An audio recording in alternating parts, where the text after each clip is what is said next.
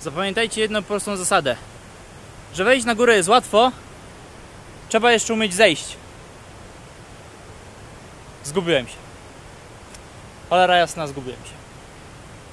Nie mam pojęcia, gdzie jest szlak. Bo to na pewno nie jest szlak.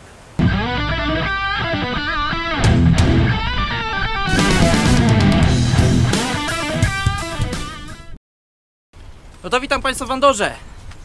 Nie będę Was ściemniał, jeszcze miesiąc temu moja wiedza na temat tego kraju ograniczała się do stwierdzenia, że niezbyt dobrze grają w piłkę nożną.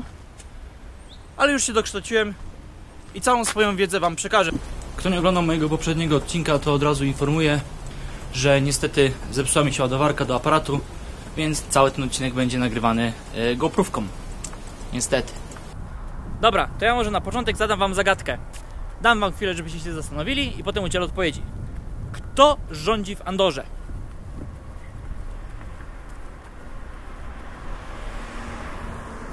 I teraz odpowiedź. Ciekawe, czy zgadliście. Andora teoretycznie jest krajem całkowicie niezależnym. Władzę sprawuje tutaj parlament i na jego czele jest premier. Ale faktyczną władzę mamy dwuwładzę, tak naprawdę. Po pierwsze, pierwszym władcą Andory jest biskup katalońskiej gminy Urquell, a drugim prezydent Francji Emmanuel Macron. Oboje ci panowie pełnią głównie funkcje reprezentacyjne, ale mają bardzo ważne prawo weta. Więc jeżeli na przykład Andora chciałaby wprowadzić jakieś prawo, które by na przykład Francji się nie podobało albo godziło we francuskie interesy, to wtedy francuski prezydent może powiedzieć: nie zgadzam się! Żeby zrozumieć, jak do tego doszło, musimy cofnąć się w czasie bardzo, bardzo dawno do tyłu. Wbrew pozorom, historia Andory jest bardzo, bardzo długa. To nie jest państewko, które powstało niedawno z dupy, tylko początki historii Andory sięgają 795 roku, kiedy król Franków, Karol Wielki, na całej długości Pirenejów utworzył marchię hiszpańską do obrony Francji przed najazdami arabskich Maurów. Andora była jedną z gmin tej marchii i w zamian za skuteczną walkę wkrótce otrzymała prawa miejskie. Zwierzchnictwo nad Andorą uzyskał hrabia Urquell i wkrótce to zwierzchnictwo przekazał biskupowi Urquell. Mamy już więc pierwszą część zagadki rozwiązaną. Powiem Wam, że w tej Andorze oprócz widoczków to za dużo do zwiedzania nie ma. Wszystko jest pozamykane. Są jakieś tam fajne, zabytkowe kościółki, to są zamknięte. Tutaj mamy stary andorski parlament. Dzisiaj jest poniedziałek, w poniedziałki zamknięte. No nie ma gdzie pieniędzy stracić, no. W XI wieku biskup Urquell zaczął się obawiać swoich sąsiadów, więc podał się w opiekę do katalońskiego szlachcica Lorda Cabot. Spadkobiercą lorda, dzięki odpowiednio zawartemu małżeństwu, został francuski hrabia Foix, albo Foix, albo cholera wie, jak to się czyta. I w tym momencie zaczęły się kłótnie o Andorę. A teraz sobie popatrzcie, patrzcie, stadion. Chyba jedyny w Andorze. W 1278 roku w końcu się dogadano. Ustalono granice Andory, które pozostają praktycznie niezmienione do dnia dzisiejszego. I ustalono także podwójne zwierzchnictwo. Czyli od tego momentu Andorą zarządzał nie tylko biskup Urquell, ale także i hrabia Foix. W XV wieku, w wyniku jakichś tam zawirowań politycznych, prawa hrabiego Foix przeszły na królów Nawarry. W 1589 roku król Nawarry został królem Francji Henrykiem IV i przeniósł wszystkie swoje prawa na kolejnych królów francuskich. Po rewolucji to się nie zmieniło, tylko że zamiast królów mieliśmy już prezydentów. I w ten sposób mamy całą zagadkę rozwiązaną. Tam na szczycie tej góry, nie wiem czy to widać, ale tam na szczycie tej góry znajduje się przepiękny kościółek. Tylko niestety dotrzeć do niego można tylko górską drogą zwaną Via Ferrata. Via Ferraty to są takie drogi już trochę niebezpieczne i trzeba mieć na nie odpowiedni sprzęt. Ja na razie sobie idę, zobaczę jak daleko dojdę bez sprzętu. Na Via Ferraty są potrzebne ląże. Ląża to jest taka uprząż, tylko że trochę lepsza, bo jak spadacie, jesteście przypięci uprzężą do tam łańcucha Na Via Ferracie są tak zwane no, ja już zapomniałem nazwy. No takie łańcuchy, no powiedzmy, że łańcuchy. To jak spadacie, jesteście przypięci zwykłą przężą, to zatrzymujecie się na pierwszym bolcu wystającym ze skały. Jak lecicie pionowo w dół, to siła, z jaką się zatrzymacie, jest na tyle duża, że połamiecie sobie kręgosłup. A ląża to jest taka uprząż, w której fragment jest ze sobą zszyty. I w momencie jak spadamy i następuje i się zatrzymujemy na bolcu wystającym ze skały, to ta część ląży się po prostu rozrywa i amortyzuje upadek i sobie kręgosłupa nie łamiemy. Oczywiście, jak łatwo się domyśleć, ląże są jednorazowego użytku, czyli jak raz spadniemy i nam ląża rozerwie, to już więcej jej używać nie możemy. No i się zaczyna robić ciekawie. Dobra, ja chyba potrzebuję 2 rąk, także elo. Dobra, póki co nie jest najgorzej. Właśnie jestem ciekaw, gdzie się ta Via Ferrata zaczyna, bo już dość wysoko wlazłem. I na razie to jest taki troszkę, taki szlaczek górski. Może ciut trudniejszy, taki mam widoczek. Dobra, lecę dalej. Wlazłem, to jest ten kościółek. I nie było Via Ferraty. Ja pierdzielę. Albo szedłem jakoś totalnie złą trasą, albo nie wiem co. Kurwa, wszystko zamknięte. No, to mnie też na razie wkurza, że póki co wszystko jest zamknięte. Ja po prostu nie wierzę. Miała być Via Ferrata. Chyba, że tam jest. Ty, ona może być tu. To ja ze złej strony przyszedłem. Tu jest Ikit. O, i tam w dół. Taki widoczek. Pięknie, co nie? Pięknie. Tam jest stolica, Andorra la Vella. A zaraz się tam przejedziemy. Przejdziemy, bo tu jest tak blisko, że się lepiej przejść niż przejechać. No, czyli kuźwa. Czyli przyszedłem ze złej strony. O ja, 1 lub 2. Ach, te grzechy, kocham was, ja jak pościć mam, chyba będzie problem ze świętym Piotrem. Mano, tylko 1 lub 2. Przecież to ma dobry smak, ja jak pościć mam, no chyba to ogarniesz, Piotrze. Ja się zastanawiam, czy Andorra ma swój własny język. Będę musiał doczytać. Niestety nie sprawdziłem tego. Bo ten tutejszy brzmi tak jak hiszpański, tylko taki troszkę inny. Ja na pewno nie jestem ekspertem, bo ja z hiszpańskim mam do czynienia tylko w Ameryce Południowej, więc nie wiem. Na pewno się te języki, ten amerykański i ten europejski od siebie różnią. Na pewno nie ma problemu z tym, żeby się tutaj dogadać po francusku i po hiszpańsku. Wynika to w dużej mierze z tego, że jest tutaj bardzo dużo imigrantów z krajów sąsiednich, z Francji i z Hiszpanii. W zasadzie większość mieszkańców Andory to nie są Andorczycy. Rdzenni Andorczycy stanowią mniejszość i to zdecydowaną w swoim własnym kraju. I dobra, doczytałem i okazuje się, że językiem urzędowym w Andorze jest kataloński. Andorra to są praktycznie same stacje benzynowe. Tam jest kolejna, tam jest Total, tam... dobra, nie wychylę się, bo bym musiał na ulicę wyjść, ale przed chwilą minąłem 2 i już tłumaczę dlaczego. W Andorze jest bardzo tanio. Jest bardzo tanio w porównaniu do krajów sąsiednich, bo na przykład we Francji za litr ropy musiałem płacić 1,60 €, podczas gdy tutaj euro 0,6. Tak samo parking. We Francji za godzinę musiałem płacić 4 euro, tutaj ćwiartkę euro. Jest 10 razy taniej. Jak się wejdzie do sklepu, też jest dużo taniej. Ceny w sklepach są mniej więcej takie jak w Polsce. Więc dla mnie fantastycznie, ja sobie zatankuję dzisiaj do pełna, nakupię sobie pełno żarcia na dalszą podróż. Jest fantastycznie. O, tu jest ten Total, co go pokazywałem. Tam jest ten Shell, koło którego przychodziłem. Tam nie wiem, czy dalej widzicie, jest kolejna stacja Total. A tamtej kolejnej już nie widać. Ale tutaj zaraz, tam jest BP. Same stacje benzynowe, cała Andorra same stacje benzynowe. Znaczy nie wszystko jest takie super tanie, bo na przykład alkohol jest trochę droższy niż w Polsce. I takie rzeczy typowo turystyczne, jak na przykład lody, też są niestety droższe. Dobra, ja muszę troszkę cofnąć to, że mówiłem, że jest tak straszliwie tanio. Znaczy, owszem, jest tanio, paliwo jest bardzo tanie, parkingi są bardzo tanie, w sklepach jest bardzo tanio, ale już na przykład restauracje, jak chciałem sobie pójść coś zjeść, to już wychodzi drożej niż nawet we Francji.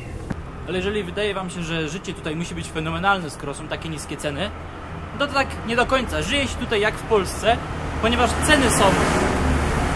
ceny są takie jak w Polsce, a średnia wysokość zarobków to jest około 1000 euro miesięcznie, czyli też mniej więcej tak jak w Polsce. Patrz, Bobek, jaki piękny stok. A tam jest drugi.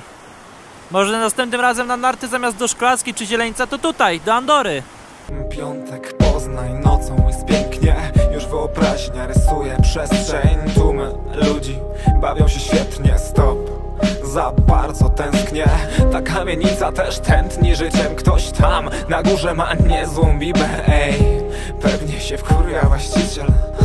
Jakie to abstrakcyjne. Jakie to abstrakcyjne. Przez prawie całą swoją historię Andora była ignorowana przez wszystkie państwa świata. Jej kontakty ograniczały się tylko i wyłącznie do Hiszpanii i Francji. W latach 50. XX wieku zaczęto tutaj rozwijać turystykę i handel. W latach 70. wprowadzono prawo wyborcze i zaczęto modernizować gospodarkę. W 1990 Unia Europejska zaleciła Andorze opracowanie własnej konstytucji. Została ona zatwierdzona w 1993 i w tym momencie Andora zaczęła wprowadzać bardzo liberalne prawo podatkowe, bardzo niskie podatki, bardzo kontrowersyjne regulacje bankowe i to zaczęło przyciągać do Andory największych bogaczy tego świata. Musicie bowiem wiedzieć, że Andora to przez wieki było biedne pasterskie państewko. Tu są tylko góry. Tu się nie da nic uprawiać, nie ma żadnych dóbr naturalnych, więc przemysł też się nie rozwinie. A zresztą, spójrzcie.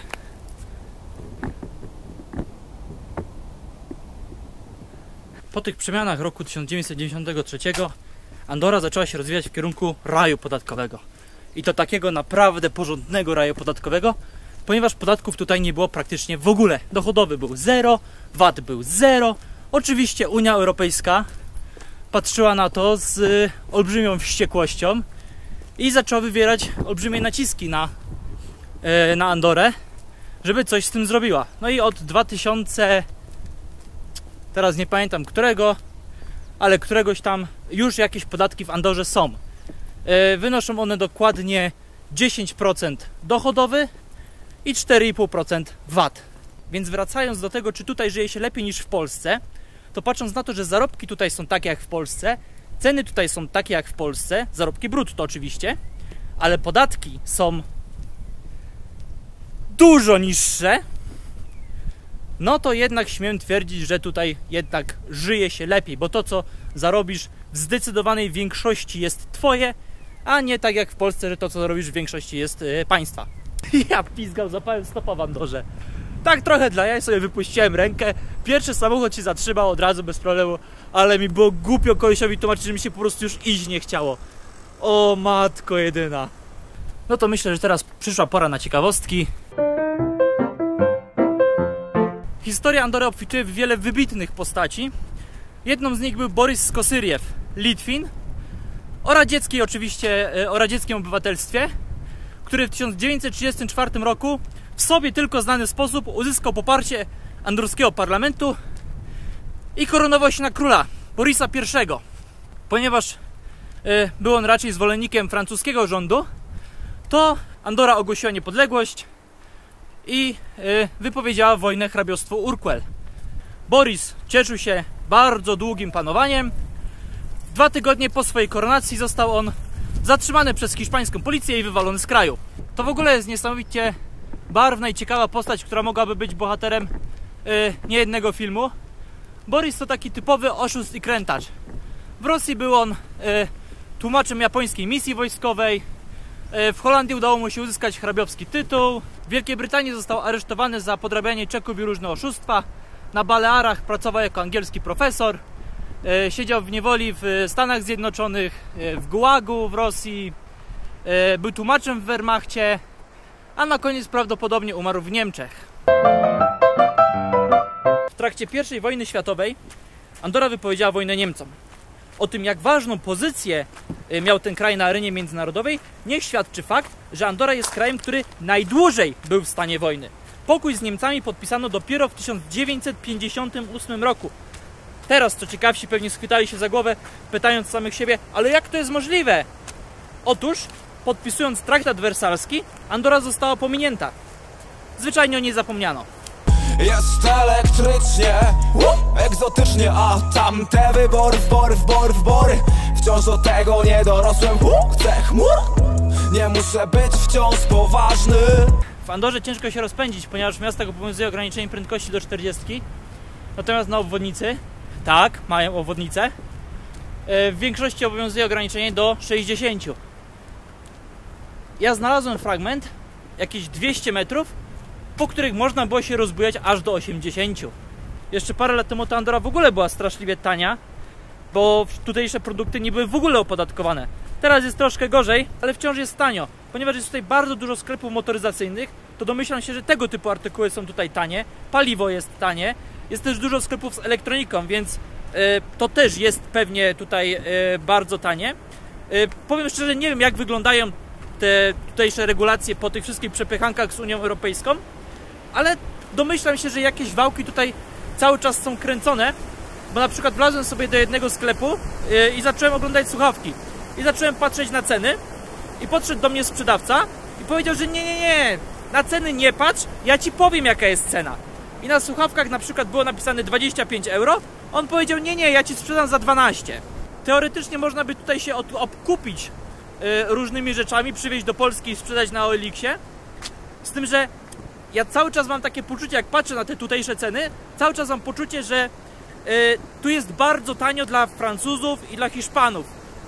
Ale te ceny są takie polskie i mam wrażenie, że jakbym sobie nakupił dużo sprzętu i przywiózł do Polski, to bym, jakbym posprzedawał, to bym wyszedł tak mniej więcej na zero.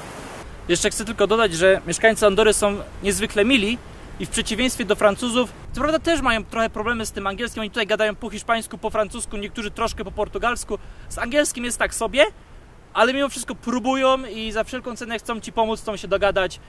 Nie ma tak jak we Francji, że mają na ciebie totalnie wyjebane, nie? Spędziłem w Andorze jeden pełen dzień. Od świtu, no, prawie że do nocy. Co prawda jeszcze nocy nie ma, ale już niedługo słońce będzie zachodzić. I ta babka mnie trzeci raz mija. Ona tak jeździ w tej i we w te. Może pilnuje?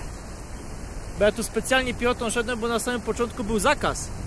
Może babka kurde pilnuje, czy nikt nie jeździ. Spryciula. No, spędziłem jeden pełen dzień. I powiem wam, że nie mam ochoty się stąd ruszać. Naprawdę. Jest tutaj tak pięknie. Tak bym tu sobie posiedział. Namiot rozbił. Ale niestety powoli będą musiał się zbierać. Bo nie wiadomo czemu granica z Francją jest dzisiaj zamknięta. I będę musiał jechać przez Hiszpanię.